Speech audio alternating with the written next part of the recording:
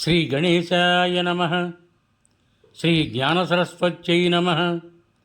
శ్రీ గురుభ్యో నమః. శ్రీ మహాగాయత్రీమాత్రే నమః. శ్రీ మహాగాయత్రీమాత యూట్యూబ్ ఛానల్కు అందరికీ స్వాగతం. ఆహ్వానించువారు కాశీవజ్ర సుబ్రహ్మణ్య శర్మ, నిడదవోలు. అలంపురం జోగులాంబ దేవీ శక్తిపీఠాలలో మరొక క్షేత్రము అలంపురం జోగులాంబ. అలంపురానికి పూర్వనామధేయం హలంపురం. ఇది హరిహర శక్తి క్షేత్రం. ముక్తి క్షేత్రమైన కాశీపట్టణంలో ఒక శిల్పి కుటుంబంలోని ఒక మహిళ బాలవితంతు అయింది. ఆమె అపార భక్తితో కాశీ విశ్వేశ్వరుడు సేవిస్తూ ఉండేది. ఒకనాడు ఆమె భక్తికి మెచ్చి కాశీ విశ్వేశ్వరుడు సాక్షాత్కరించి తన హృదయంలో ఆమె భర్తను దర్శింపజేశాడు. ఏం వరం కావాలో కోరుకో అన్నాడు. విశ్వేశ్వరుడిలో తన భర్తను చూసిన ఆ మహాసాధ్వి తనకొక పుత్రుణ్ణి ప్రసాదించమంది. పుత్రుడు కలిగాడు. లోకమామెను నిందించసాగింది. పుట్టిన పిల్లవాడు ఊహగలవాడయ్యేసరికి అవమానాలు భరించలేక తల్లిని నిలదీశాడు. విశ్వేశ్వరుడేని తండ్రి అన్నది ఆ తల్లి. ఆ కుర్రవాడు అన్నం ముట్టలేదు, నీరు ముట్టలేదు, శ్వాస కదల్చలేదు, విశ్వేశ్వరుని హృదయంలోంచి కదలనీయలేదు. చిరకాలం ఆ బాలకుని తపస్సు కొనసాగింది.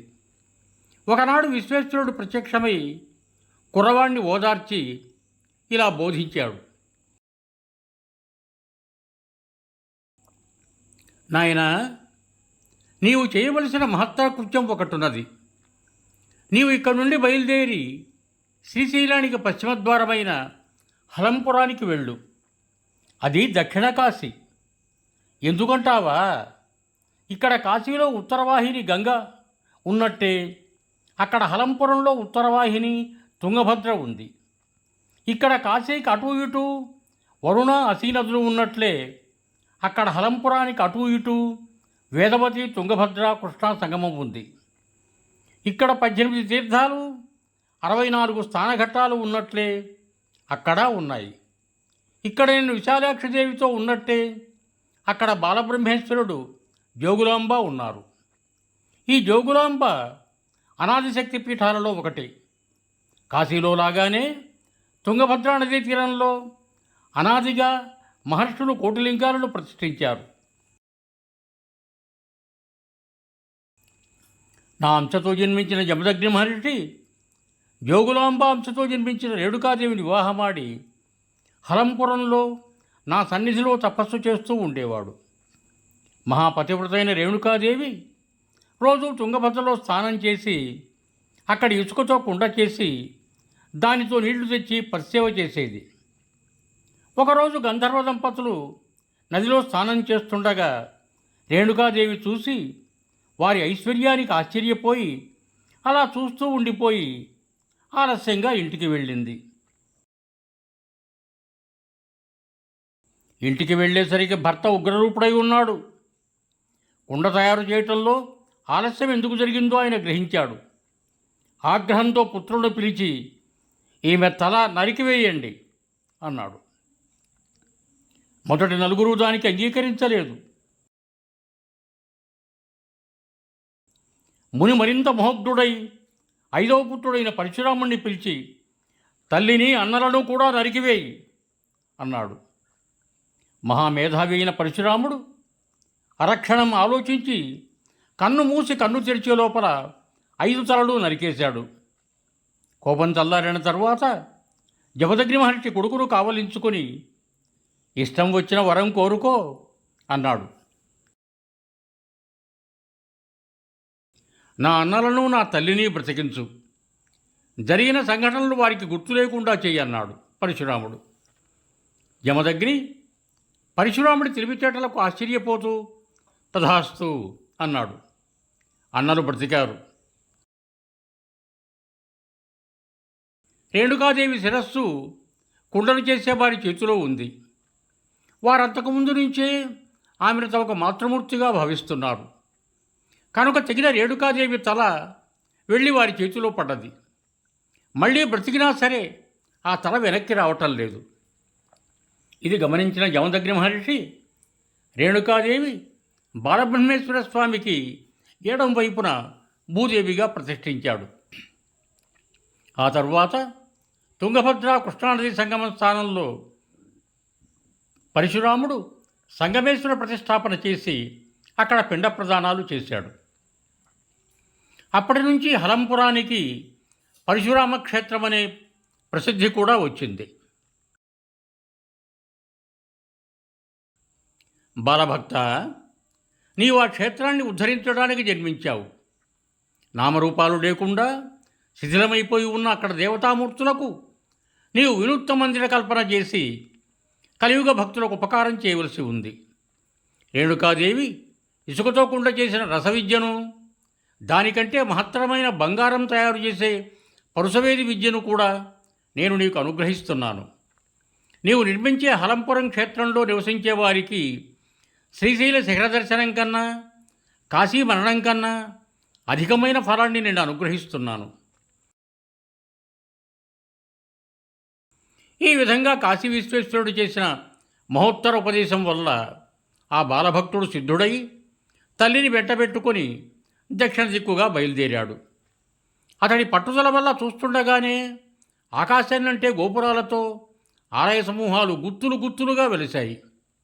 మధ్యలో బాలబ్రహ్మేశ్వరాలయం, దానికి అటూ ఇటూ కుమారబ్రహ్మ, అర్కబ్రహ్మ, వీరబ్రహ్మ, విశ్వబ్రహ్మ, తారకబ్రహ్మ, గరుడబ్రహ్మ, స్వర్గబ్రహ్మ, పద్యబ్రహ్మ అనే ఆలయాలతో కలిసి నవబ్రహ్మల ఆలయాలు వెలిశాయి.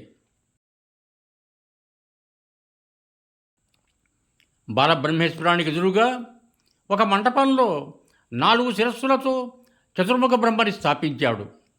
శివ విష్ణు అభేద ప్రతిపాదకంగా ఒక నరసింహస్వామి ఆలయాన్ని, చెంచులక్ష్మి ఆలయాన్ని, మాధవీశక్తి ఆలయాన్ని, ఆంజనేయ ఆలయాన్ని కూడా నిర్మించాడు. ఇలా ఏ రోజుకా రోజు పెరిగిపోతున్న ఆలయ సంఖ్యతో తుంగభద్రా తీరమంతా కూడా ఆలయాలమయమైపోయింది. ఈ అద్భుత సృష్టికి లోకమంతా సంతోషిస్తూ ఉంటే స్థానిక రాజు మాత్రం అసూయతో మండిపోయాడు. ఆ రాజు పేరు విలాసరాజు లేక విలసత్ రాజు.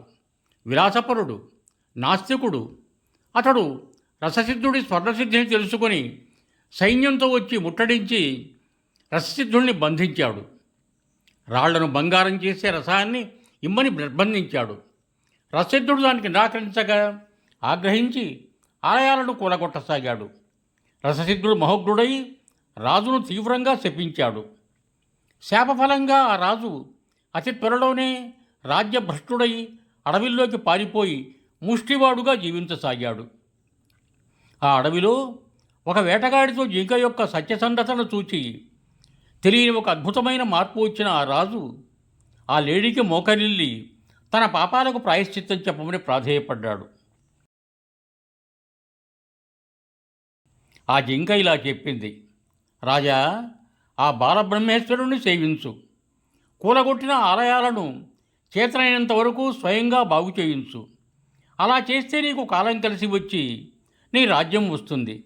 అప్పుడు ఆలయాలను పునర్నిర్మాణం చెయ్యి. అలా చేసేటప్పుడు నీకు నాకు జరిగిన కథను స్తంభాల మీద శిల్పంగా చెక్కించు. ఆ శిల్పాలలో నీ శిల్పం అదృశ్యమైన నాడు నీ పాపం పూర్తిగా ప్రక్షాళితమై నీవు సౌసాయుధ్యం పొందుతావు అనింది. రాజు తిరిగి వచ్చి బాలబ్రహ్మ సేవ చేయసాగాడు. తర్వాత కొద్ది కాలానికే పరిస్థితులు మారి మళ్ళీ రాజుకు రాజ్యం వచ్చింది. ఆ లేడీ చెప్పినట్లుగానే ఆలయాలు నిర్మించాడు. ఆ రాజు ఆ తర్వాత అతని వంశీయులు తుంగభద్రా నదికి ఆవలి వైపున కూడా అనేక ఆలయాలను నిర్మించారు. ఆలయాలను పునర్నిర్మించడంలో జోగులాంబ విగ్రహం అలంపురానికి ఆగ్నేయ భాగంలోకి చేరింది. ఆలయ స్తంభాల మీద రాజు లేడీ శిల్పాలు ఈనాటికి దర్శనమిస్తున్నాయి. ఇక్కడి ఆలయాలలో త్రిమూర్తి తత్వానికి సమన్వయంగా దత్తాత్రేయ స్వామి ఆలయం కూడా ఉంది. తుంగభద్ర కావలి ఒడ్డున పాపనాగేశ్వర ఆలయం, పాపనాశిని తీర్థం ఉన్నాయి. తీర్థంలో ఒక్కసారి స్నానం చేస్తే గంగానదిలో 10 సంవత్సరాల పాటు స్నానం చేసిన ఫలం దక్కుతుంది. ఇవం భూయాత్ సర్వే జనా సుఖినో భవంతు. ధన్యవాదములు. మీకు నా ఈ వీడియో నచ్చినట్టయితే దయచేసి ఒక లైక్ కొట్టి మీ బంధుమిత్రులకు కూడా నా ఈ వీడియోను షేర్ చేయగలరు. అదేవిధంగా నా ఛానల్ శ్రీ మహాగాయత్రి మాత యూట్యూబ్ ఛానల్ను సబ్స్క్రైబ్ చేయ ప్రార్థన. మరొక మారు ధన్యవాదములతో భవదీయుడు కాశీవజల సుబ్రహ్మణ్య శర్మ, నిడదవోలు, తూర్పుగోదావరి జిల్లా.